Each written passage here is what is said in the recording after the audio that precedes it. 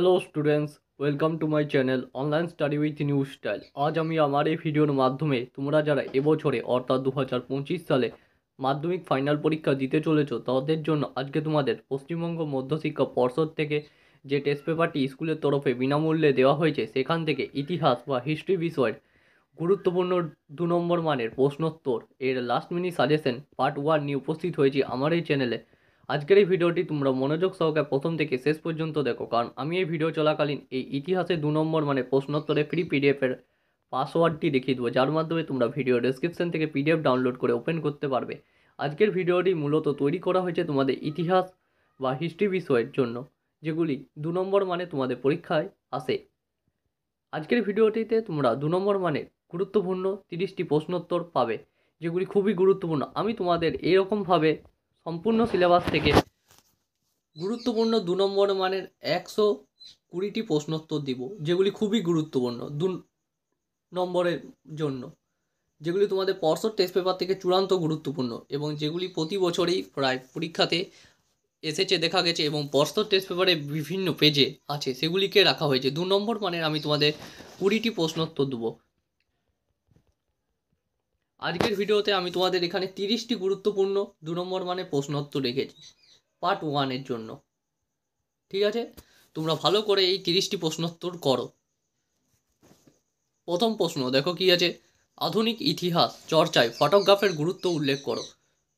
খুব গুরুত্বপূর্ণ একটি প্রশ্ন, দেখে নাও। আধুনিক ইতিহাস চর্চার ক্ষেত্রে ফটোগ্রাফি বা আলোকচিত্রের প্রধান গুরুত্বগুলি হলো ফটোগ্রাফি ইতিহাস চর্চার নতুন উপাদান সরবরাহ করতে পারে, প্রচলিত তথ্য বা ঘটনা সত্যতা ফটোগ্রাফির দ্বারা বাছাই করা যেতে পারে। খুব গুরুত্বপূর্ণ একটি প্রশ্ন। পরের প্রশ্ন দেখো কি আছে, ব্রাহ্ম সমাজের যে কোনো দুটি সংস্কার মূলক পদক্ষেপ উল্লেখ করো। সমাজ সংস্কার মূলক পদক্ষেপ, দেখে নাও উত্তরটি। ব্রাহ্ম সমাজে উল্লেখযোগ্য দুটি সমাজ সংস্কারমূলক কাজ হলো 1 নম্বরে বাল্যবিবাহ ও বহুবিবাহ নিষিদ্ধ করার জন্য 3 আইন প্রণয়নে সরকার বাধ্য করা, শিক্ষার প্রসার, নারী স্বাধীনতা ও প্রভৃতির পক্ষে জনমত গড়ে তোলা। খুব গুরুত্বপূর্ণ একটি প্রশ্ন। পরের প্রশ্ন কি আছে দেখো, মেগলেমিনিক্স বলতে কি বোঝো। খুব গুরুত্বপূর্ণ একটি প্রশ্ন।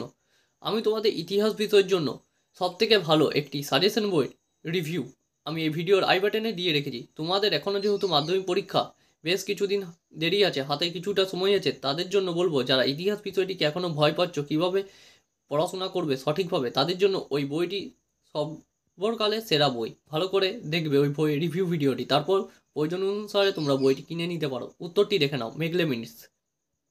জনশিক্ষা কমিটির সভাপতি টমাস বেবিংটন মেগলে ভারতে পাশ্চাত্য শিক্ষা প্রবর্তনের দাবি জানিয়ে 1835 খ্রিস্টাব্দের বড়লাট লর্ড বেন্টিংয়ের কাছে একটি প্রস্তাব দেন, যা মেগলেমিনিটস নামে পরিচিত। পরের প্রশ্ন কি আছে দেখো, 1857 বিদ্রোহ কি প্রকৃত অর্থে জাতীয় বিদ্রোহের রূপ নিয়েছিল। খুব গুরুত্বপূর্ণ একটি প্রশ্ন।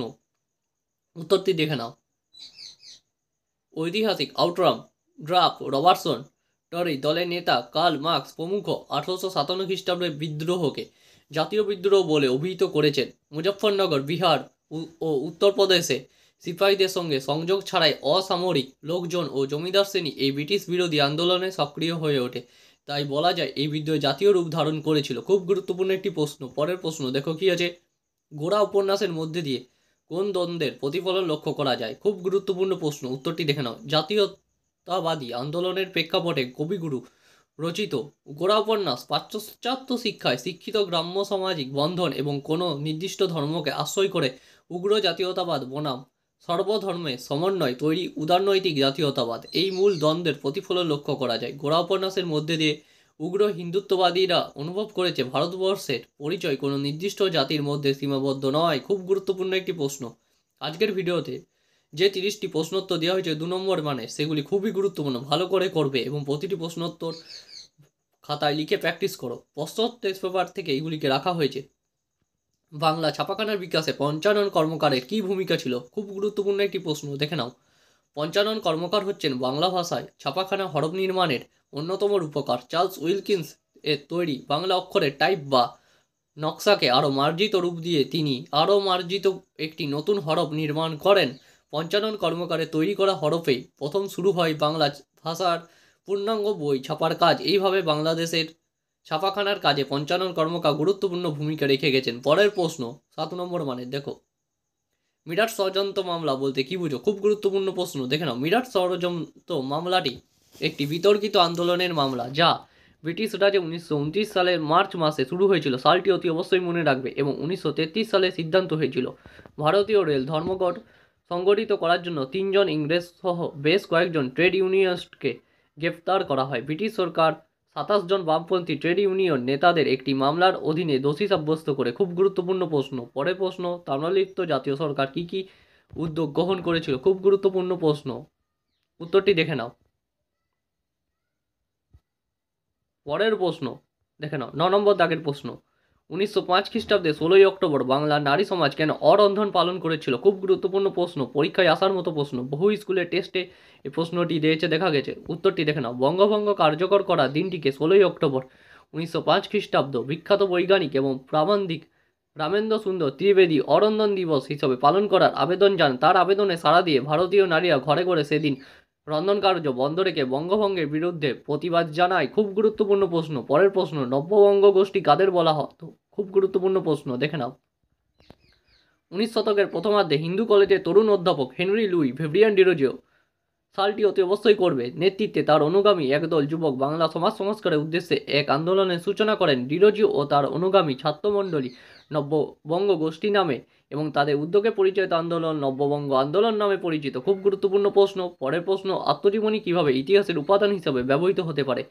আমি তোমাদের 2 নম্বর মানে উত্তর লেখার জন্য যতটুকু লিখতে হয় ততটুকুই লিখে দিয়েছি, দেখে নাও। আধুনিক ইতিহাস চর্চার উপাদানগুলির মধ্যে অন্যতম হলো বিভিন্ন ব্যক্তির আত্মজীবনী। কারণ প্রথমত পয়েন্টে লিখবে, এ ধরনের রচনায় সমাজের নানান স্তরের মানুষের জীবনে বিভিন্ন ঘটনার উল্লেখ থাকে, যেগুলি তারা ব্যক্তিগতভাবে প্রত্যক্ষ করেছেন, এবং এই ঘটনাগুলির মাধ্যমে সমকালীন ইতিহাস ও সংস্কৃতি ধরা থাকে। পরের পয়েন্টে লিখবে, দ্বিতীয়ত এগুলি থেকে সেই সময়কার সমাজ, রাজনীতি, অর্থনীতি প্রভৃতি সম্পর্কে নানা তথ্য ও ধারণা পাওয়া যায়, এবং এই কারণে এগুলি পরোক্ষ বিষয় নয়, তা প্রত্যক্ষ বিষয়। পরের প্রশ্ন, বে এলাকা চাষ বলতে কী বুঝো? এটা তোমাদের মাধ্যমিকের ইতিহাসে 3য় অধ্যায় থেকে রাখা হয়েছে। খুব গুরুত্বপূর্ণ প্রশ্ন, দেখে নাও। নীলকর সাহেবরা যখন নিজের জমিদারি জমিতে নীল চাষ করতো তখন তাকে বলা হতো এলাকা চাষ, আর যখন নীলকর সাহেবেরা নীল চাষিদের তাদের নিজেদের জমিতে চাষ করাতো তাহলে তাকে বে এলাকা চাষ বলা হতো। পরের প্রশ্ন, সভা সমিতির যুগ। খুব গুরুত্বপূর্ণ প্রশ্ন, দেখে নাও।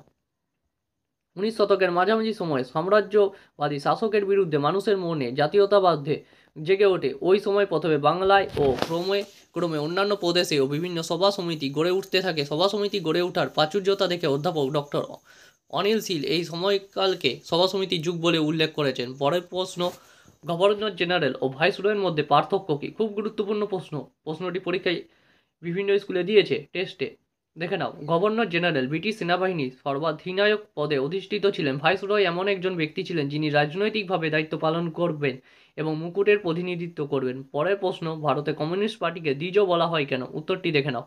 ভারতের কমিউনিস্ট পার্টিকে দ্বিজ বলা হয় কারণ দলটি 2বার প্রতিষ্ঠিত হয়েছিল। 1920 খ্রিস্টাব্দে রাশিয়া তাসখান্দ মানবেন্দ্রনাথ রায়ের নেতৃত্বে প্রথম ভারতের কমিউনিস্ট পার্টি প্রতিষ্ঠিত হয়েছিল। দ্বিতীয়বার 1925 খ্রিস্টাব্দে কানপুরে কমিউনিস্ট পার্টির প্রতিষ্ঠান হয়েছিল। খুব গুরুত্বপূর্ণ প্রশ্ন, ভালো করে করবে।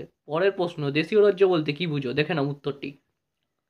ঔপনিবেশিক ভারতে প্রত্যক্ষভাবে ব্রিটিশ শাসিত এলাকা ছাড়াও এদেশে ও রাজা বা শাসক তার দ্বারা স্বায়ত্তশাসিত রাজ্যের অস্তিত্ব ছিল। এই রাজ্যগুলি দেশীয় রাজ্য নামে পরিচিত ছিল, যেমন হায়দ্রাবাদ, কাশ্মীর, জুনাগড়, মহীশূর, বরোদা রাজ্য ইত্যাদি। পরের প্রশ্ন, দক্ষিণ পশ্চিম সীমান্ত এজেন্সি কেন গড়ে তোলা হয়েছিল? দেখে নাও। কোল বিদ্রোহের ফলে ব্রিটিশ সরকার কোলদের জন্য দক্ষিণ পশ্চিম সীমান্ত এজেন্সি নামে পৃথক অঞ্চল গঠন করে এবং ওই অঞ্চলে কোলদের প্রচলিত প্রথা চালু করে। পরের প্রশ্ন, রাজ্য পুনর্গঠন 1953 কেন গঠিত হয়েছিল? ভালো করে করবে। 1953 খ্রিস্টাব্দে রাজ্য পুনর্গঠন কমিশন গঠিত হয়। সালটি অতি অবশ্যই মনে রাখবে। মাদ্রাজ প্রদেশের তেলুগু ভাষাভাষী অঞ্চল নিয়ে পৃথক রাজ্য গঠনের দাবিতে অনশন করে পত্তি শ্রী রামালু মৃত্যুবরণ করার পর কেন্দ্রীয় সরকার রাজ্য পুনর্গঠন কমিশন গঠন করে। পরের প্রশ্ন, জমিদার সভা ও ভারত সভার দুটি পার্থক্য লেখো। এই প্রশ্নটি অতি অবশ্যই করবে সকল স্টুডেন্ট। 19 শতকে গড়ে ওঠা জমিদার সভা ও ভারত সভার মধ্যে দুটি মৌলিক পার্থক্য ছিল। প্রথম পয়েন্টে লিখবে, জমিদার সভা ছিল মূলত জমিদার ও ধনী ব্যবসায়ীদের সংগঠন, অন্যদিকে ভারত সভা সর্বস্তরের মানুষকে নিয়ে সংগঠন গড়ে তুলেছিল।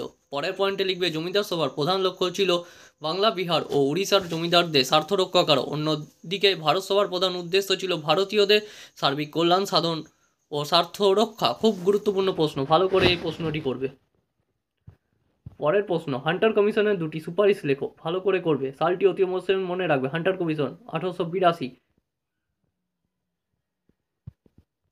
পরের প্রশ্ন, দিকু কাদের বলা হয়? দেখে না উত্তরটি। উপজাতি অধিষ্ঠিত এলাকায় ইংরেজদের গৃহীত জমিদার, জোতদার, মহাজন ইত্যাদি মধ্যস্বত্বভোগী প্রবেশ করে আদিবাসীদের শোষণ ও নিপীড়ন চালাতো। বহিরাগত এই মধ্যস্বত্বভোগীদের সাঁওতালরা দিকু বলা হতো। ইলবার্ট বিল, খুব গুরুত্বপূর্ণ প্রশ্ন, সালটি মনে রাখবে, পরীক্ষাতে দেয় এমসিকিউতে। দেশীয় সংবাদপত্র আইন বা ভার্নাকুলার প্রেস অ্যাক্ট কত সালে চালু হয়েছিল? ভালো করে করবে, 1878। দেখে নাও দেশীয় সংবাদপত্র আইনটি কী আসলে। সাম্রাজ্যবাদী গভর্নর জেনারেল লর্ড লিটন দেশীয় পত্রপত্রিকার কণ্ঠ রোধ করার সিদ্ধান্ত নেন। এই উদ্দেশ্যে তিনি 1878 খ্রিস্টাব্দে দেশীয় ভাষা সংবাদপত্র আইন ভার্নাকুলার প্রেস অ্যাক্ট 1878 জারি করে। দলিত কাদের বলা হতো? ভালো করে করবে। দলিত শব্দের অর্থ ভালো করে করবে। চৌরি চৌরার ঘটনাটি কি আসলে? খুব গুরুত্বপূর্ণ প্রশ্ন, দেখে নাও। পরের প্রশ্ন, নিম্নবর্গীয় ইতিহাস চর্চা বলতে কি বুঝো? 1980-র দশকে ভারত সহ দক্ষিণ এশিয়ায় ইতিহাস চর্চার একটি নতুন দৃষ্টিভঙ্গি চালু হয়। জাতি, ধর্ম, লিঙ্গ, শ্রেণী যে কোনো দিক থেকেই যারা সমাজের নিম্ন স্তরভুক্ত তাদের দৃষ্টিভঙ্গিকে প্রাধান্য দিয়ে সমাজের এই ধারার ইতিহাস চর্চা করা হয়। ইতিহাসের এই ধারা নিম্নবর্গীয় ইতিহাস চর্চা নামে পরিচিত। পরের প্রশ্ন, ইতিহাসের তথ্য সংগ্রহের ক্ষেত্রে ইন্টারনেটের ব্যবহারে অসুবিধা লেখো, ভালো করে করবে।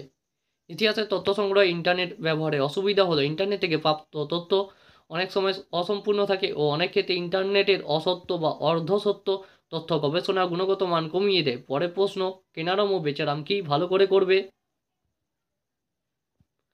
কেনারাম, বহিরাগত ব্যবসায়ীরা যখন সাঁওতালদের কাছে কৃষিপণ্য কিনত তখন বেশি ওজনে বাটখারা ব্যবহার করতো। এই বাটখারা কেনারাম নামে পরিচিত ছিল। আবার ব্যবসায়ীরা যখন সাঁওতালদের কাছে লবণ, চিনি প্রভৃতি ভোগ্যপণ্য বিক্রয় করতো তখন কম ওজনের বাটখারা ব্যবহার করতো। এই ধরনের কম ওজনের বাটখারাকে বলা হতো বেচারাম। খুব গুরুত্বপূর্ণ প্রশ্ন, বারদৌলি সত্যাগ্রহের গুরুত্ব কী ছিল? দেখে নাও। রশিদ আলী দিবসে তাৎপর্য কী? ভালো করে করবে। তাৎপর্য, প্রথমত আজাদ হিন্দ বাহিনীর ক্যাপ্টেন এটা ছিল আলীর প্রতি অন্যায় বিচারের বিরুদ্ধে একটি সফল প্রতিবাদ। দ্বিতীয়ত এই আন্দোলনে ছিল মুসলিম লীগ, কমিউনিস্ট পার্টি ও ভারতের জাতীয় কংগ্রেসের ঐক্যবদ্ধ আন্দোলন। পরের প্রশ্ন, পত্তি শ্রীরাম আলু কে ছিল আসলে? দেখে নাও।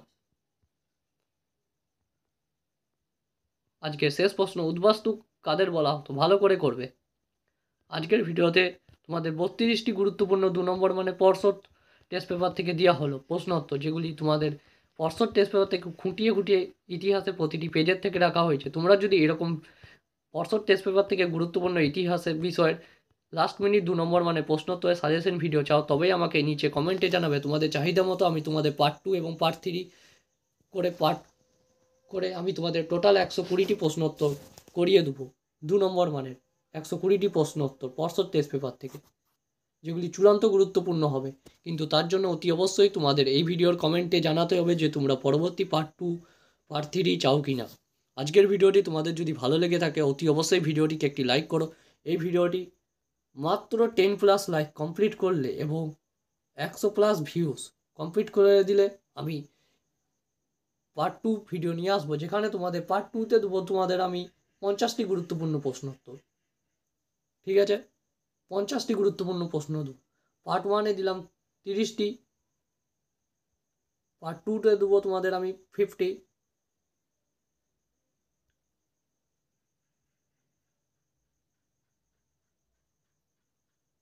এইটটি হয়ে গেল টোটাল। আর আমি তোমাদের আরেকটি পার্টে পার্ট 3তে 40টি দিয়ে দেবো। তাহলেই তোমাদের 120টি গুরুত্বপূর্ণ প্রশ্নোত্তর পর্ষদ টেস্ট পেপার থেকে কমপ্লিট করা হবে, যেগুলি খুবই গুরুত্বপূর্ণ। তোমাদের চাহিদা অনুসারেই আমি ভিডিও নিয়ে আসবো।